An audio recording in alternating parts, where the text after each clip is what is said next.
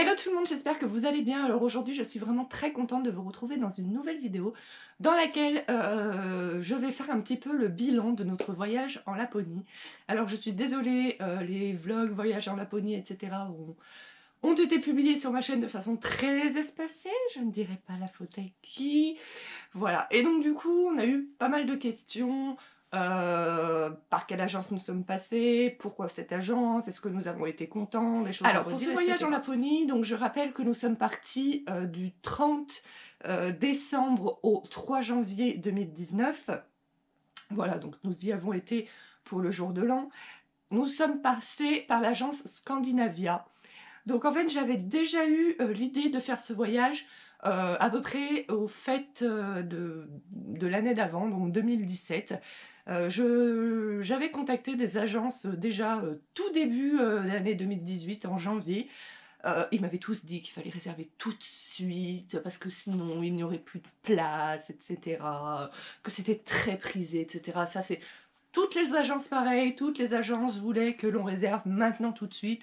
Sauf que moi, j'ai énormément de mal à réserver énormément à l'avance, voilà, parce qu'on ne sait pas hein, de quoi la vie sera faite. Je sais pas si j'ai un accident et que je peux plus partir, ou etc. Enfin, n'importe quoi qui fait qu'on puisse plus partir. Du coup, moi, je voulais pas partir tout de suite, donc je dis on attendra. Si jamais on part pas parce que c'est trop tard, bah ça sera tant pis, ça sera le destin, etc. Donc du coup, j'avais tapé tout d'abord, j'ai tapé dans Google jour de l'an en Laponie. Au début, je voulais aller à Noël, parce que comme on voyait le Papa Noël, c'était plus fort, etc. Mais Noël, finalement, enfin, c'est quand même, voilà, c'est quand même familial, etc. Donc à moins d'embarquer toute la famille en Laponie, ce qui aurait pu être très sympa, bah non, nous sommes partis pour le jour de l'an. Nous avons choisi l'agence Scandinavia, tout simplement parce que c'était les moins chers. Ils proposaient le même nombre de jours que toutes les autres agences et moins cher. Et des fois beaucoup moins cher parce qu'il y a une agence, alors j'ai plus le nom là, pour exactement la même chose, c'est-à-dire exactement le même nombre de jours et peut-être qu'il y avait un jour en plus, je sais pas. Mais bon, pour exactement les mêmes activités, tout, etc. Nous, on a payé avec Scandinavia pour 5 jours sur place et 4 nuits avec des activités tous les jours. Euh, nous avons payé tout compris 4100 € pour 2 adultes. Voilà. Et il y avait une agence qui proposait donc, comme je vous disais, la même chose pour 10 500 €. Voilà.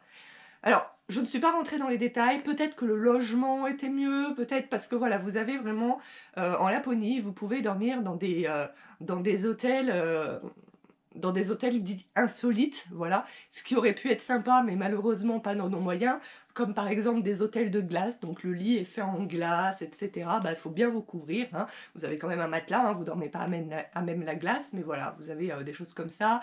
J'avais vu aussi que vous aviez des sortes d'igloo. Je me suis donné un coup dans le nez. J'avais vu aussi que vous aviez des sortes d'igloo en verre, voilà, un peu posé dans la neige, etc. Ou comme ça, vous dormiez à la baie de l'Étoile, peut-être que vous pouvez voir des aurores boréales ainsi. Donc voilà, nous, non. C'était un hôtel qui s'appelait Ponjavia, enfin un truc, voilà, c'est en finnois, c'est imprononçable pour nous. Je vous mettrai le lien de l'hôtel en barre d'infos. Euh, Honnêtement, moi j'ai été très très très déçue du logement. Alors après, il était très bien placé. Il était en plein centre de Rovaniemi, donc c'était hyper facile si vous aviez besoin d'acheter quelque chose, etc. Il était très bien placé. Il n'y a aucun souci. D'un côté, vous avez le centre de Rovaniemi et de l'autre côté, vous aviez le lac gelé, voilà, des super promenades à proximité à faire, ça c'était très bien. Mais honnêtement, l'hôtel, comme j'ai dit, je suis allée voir les prix sur Booking, c'était 271 € la nuit. Alors nous, avec l'agence, on avait peut-être des prix, mais je veux dire, c'est un hôtel qui vend ses nuits à 271 € la nuit. En France, à 271 € la nuit, on a déjà une bête de chambre, hein. Voilà, bah, rien que la veille au soir, parce que donc nous sommes partis de Paris. Donc moi, je finissais le boulot le samedi à 19h30, donc le samedi 9. Oui, c'est ça. Je finissais le samedi 29 décembre le boulot à 19h30. À 19h30, j'étais en vacances. À 20h, on partait pour prendre le train direction Paris. Et j'avais réservé un hôtel à l'aéroport qu'on m'a payé 199 € la nuit. C'était la chambre était magnifique, l'hôtel était magnifique. On avait un mini-bar, bon, on s'en sert pas, mais je veux dire, le mini-bar, même si tu t'en sers pas, c'est gage que, que voilà, que c'est un petit luxe, quoi, tu vois. On avait un plateau de courtoisie, on avait voilà, un lit hyper confortable, king size, etc. Une douche, une baignoire. Enfin voilà, dans l'hôtel à 199 € la nuit avant de partir, il était génial. Ensuite, donc, nous sommes partis de Paris. L'avion, c'est 3h15 pour aller là-bas. Hein. Donc, tous nos proches ont été très étonnés que ce soit aussi près. Mais en fait, c'est en Finlande. Et la Finlande, c'est la France. Enfin, c'est la France. C'est l'Europe. C'est pas si loin que ça. Voilà. Donc, pour revenir au logement à Rovaniemi, voilà. Donc, 271 € la nuit.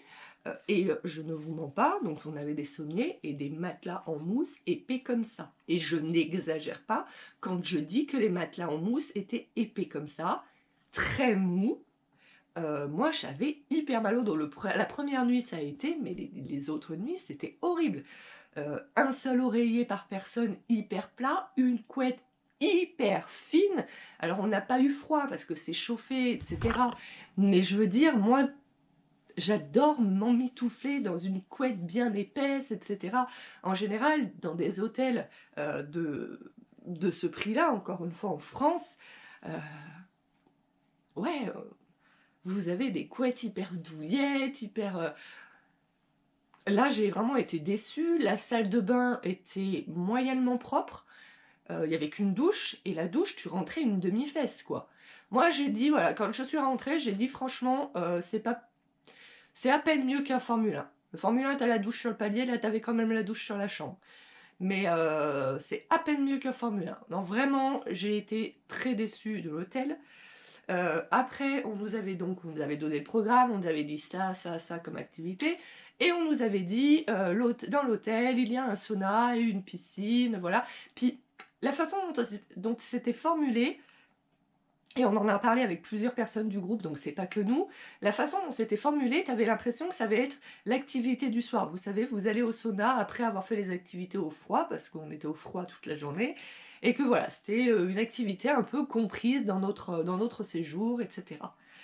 Sauf que le sauna, l'hôtel était très très grand, je ne sais pas combien il y avait de chambres, mais je sais pas, c'était immense. Nous on était au 4e étage et il y avait, je sais pas, une vingtaine ou trentaine de chambres au 4e étage, et il y avait 6 étages en tout, ou 5, je sais plus. Mais l'hôtel était vraiment très très grand. Vous aviez 2 saunas, donc un sauna fille, un sauna fille, un sauna homme. Donc moi j'ai trouvé que c'était pas mal. Et je vous jure, on rentrait à 6 maximum, quoi. Voilà. Donc le premier soir, j'ai fait le sauna. Tout le monde est à poil dans le sauna. Moi, j'avais un maillot de bain, tout le monde me regardait de travers. Maillot de bain que j'avais oublié chez moi, donc j'ai dû aller en acheter un à Go Sport. Heureusement, on était en plein centre-ville, donc très facile. J'ai acheté le maillot de bain le plus basique, un noir, une pièce, machin, pas sexy du tout, ma chérie. Je l'ai payé 35 €. Voilà, donc je pense que la vie est très très chère là-bas en fait. Hein. Le logement était très très cher. Je pense que la vie en règle générale est très très chère là-bas. Mon mari il s'est ramené un souvenir, une tasse en bois avec une anse en bois de renne, etc. Elle est jolie la tasse, mais 48 € la tasse quoi. Non, même si c'était la tasse typique de là-bas, etc. Moi je n'ai pas pris, j'ai trouvé ça vraiment vraiment hors de prix. Et donc pour en revenir au sauna, donc le premier soir j'en ai fait, la piscine immense, super bien, mais pas propre du tout. C'était pas du tout surveillé, rien du tout, tu n'as pas de serviette à disposition. Hein, dans un hôtel de ce standing, je m'attendais à ce qu'il y ait quand même des serviettes à disposition au sauna et à la piscine. Non, il fallait prendre celle de ta chambre, super, parce qu'en plus tu avais une serviette par personne dans ta chambre.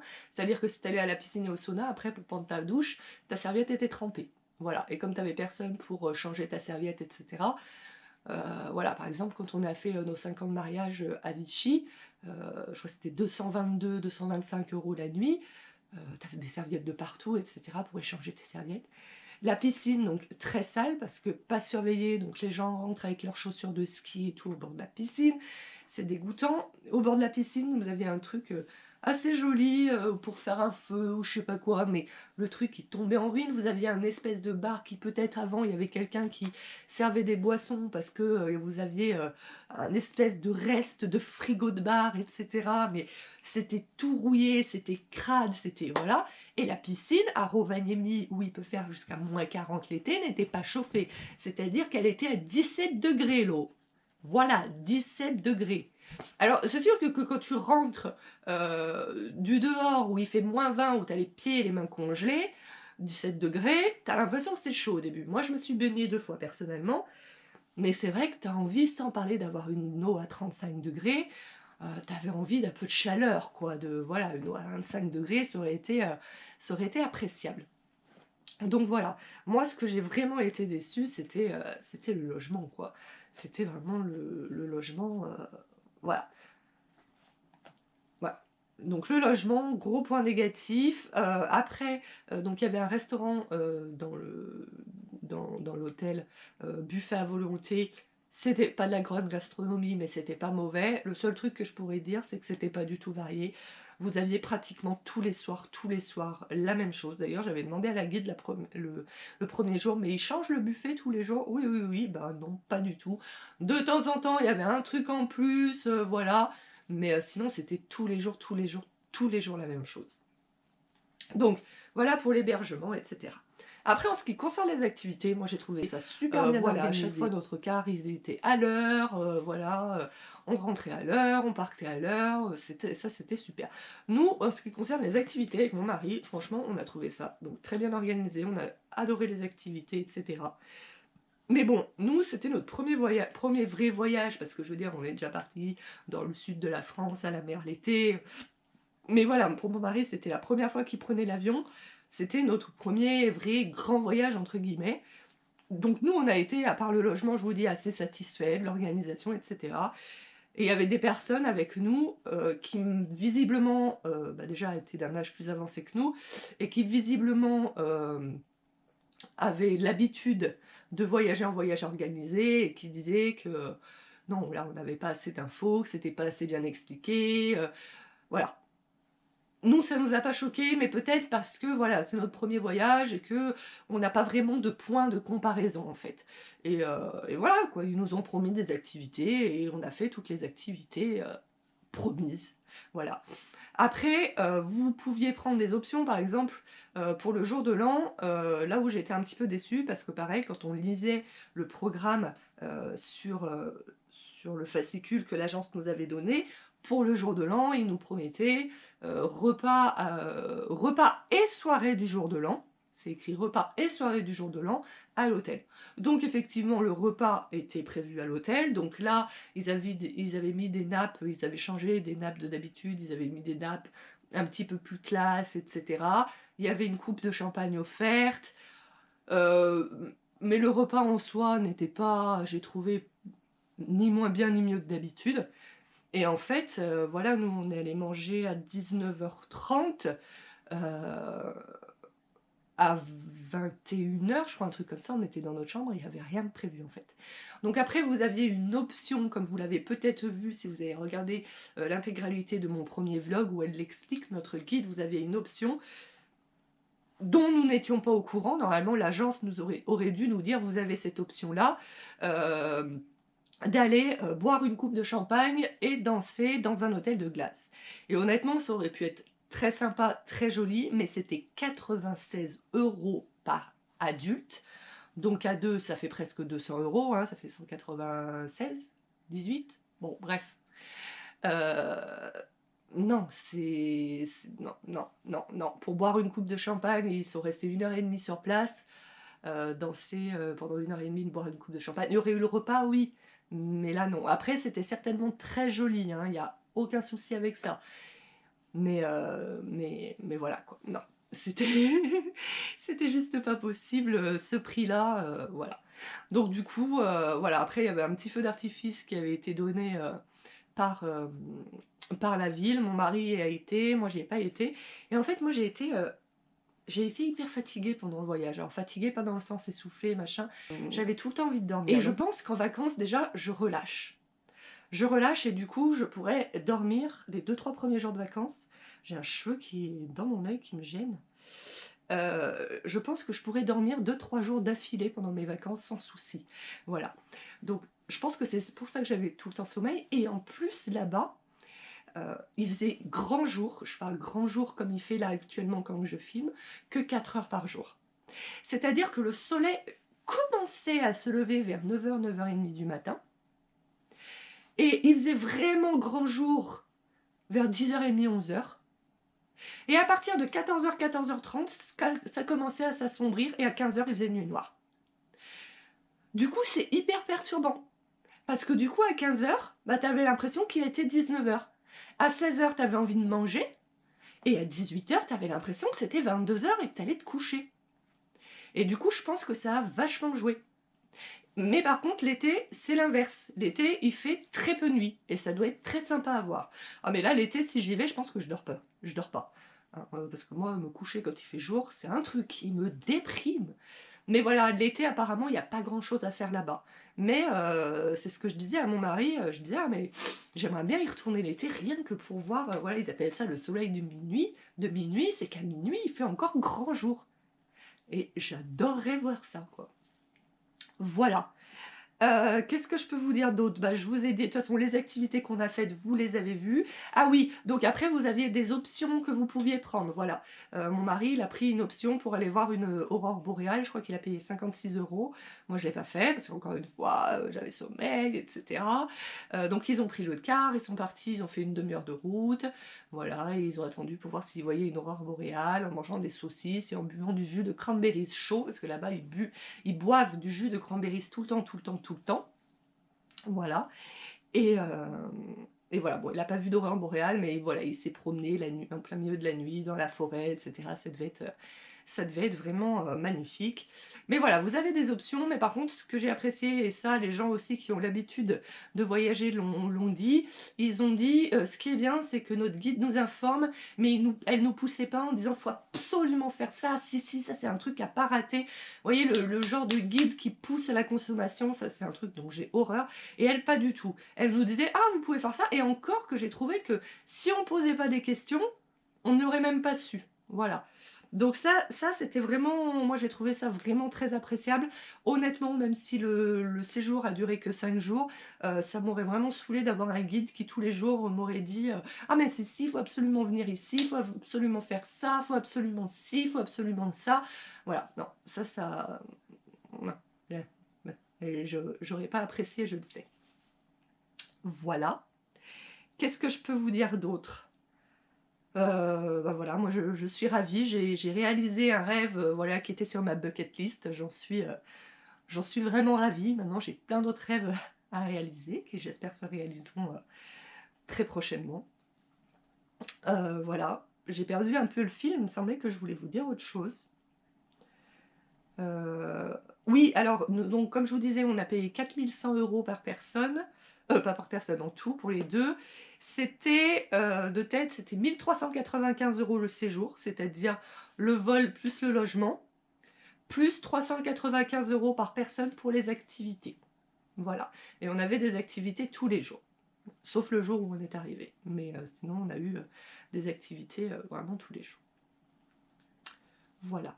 Écoutez, je vais m'arrêter là. Après, si vous avez d'autres questions, n'hésitez pas à me les poser. Voilà. Mais j'avais l'impression que j'avais autre chose à vous dire, mais j'ai oublié. Mais c'est pas grave. C'est pas grave. Voilà. Si vous avez d'autres questions, posez-les moi, je vous répondrai en commentaire. Et puis voilà. Bah écoutez, j'espère que tous ces petits vlogs en Laponie vous ont plu. J'espère que voilà. Que ce petit résumé vous aura plu, etc. N'hésitez pas à liker, partager comme d'habitude.